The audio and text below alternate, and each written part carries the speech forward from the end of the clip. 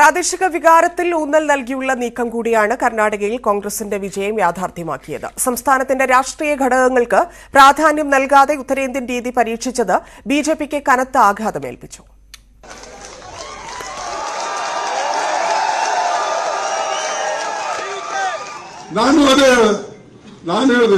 ನಾನು ಇಲ್ಲಿನ ಭೂಮಿ ಪುತ್ರ, ನೀನು ಗುಜರಾತ್ ಭೂಮಿ ಪುತ್ರ, ನಾನು ಕರ್ನಾಟಕ ಭೂಮಿ ಪುತ್ರ.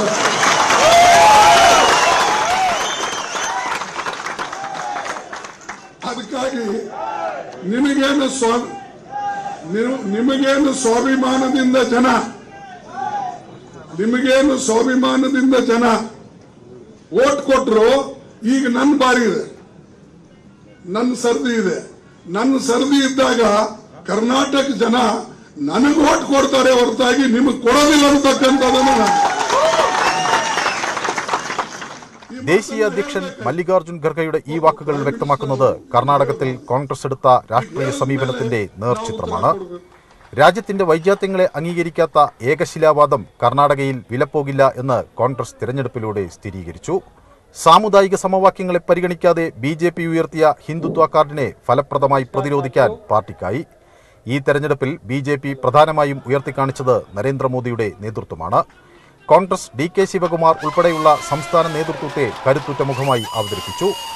അമൂൽ നന്ദിനി വിവാദം പോലുള്ള വിഷയങ്ങൾ ഉയർത്തി പ്രാദേശിക വികാരങ്ങളെ കോൺഗ്രസ് ചേർത്തുപിടിച്ചു. തമിഴ്നാട്ടിലെ ദ്രാവിഡ രാഷ്ട്രീയവാദം പോലെ കർണാടക സ്വാഭിമാനം കോൺഗ്രസ് തെരഞ്ഞെടുപ്പ് ആയുധമാക്കി. അത് ഫലം കണ്ടു.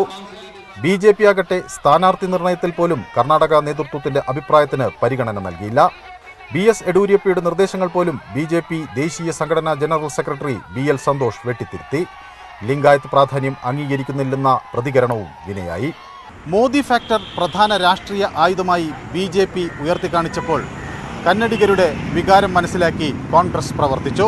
പ്രാദേശിക സാമുദായിക താൽപ്പര്യങ്ങൾക്ക് പരിഗണന നൽകിയുള്ള കോൺഗ്രസിന്റെ നീക്കം അവർക്ക് ഈ തെരഞ്ഞെടുപ്പിൽ മേൽക്കൈ നൽകി. ക്യാമറമാൻ ഹരികൃഷ്ണൊപ്പം മനു ഭരത്, News 18 ബംഗളൂരു.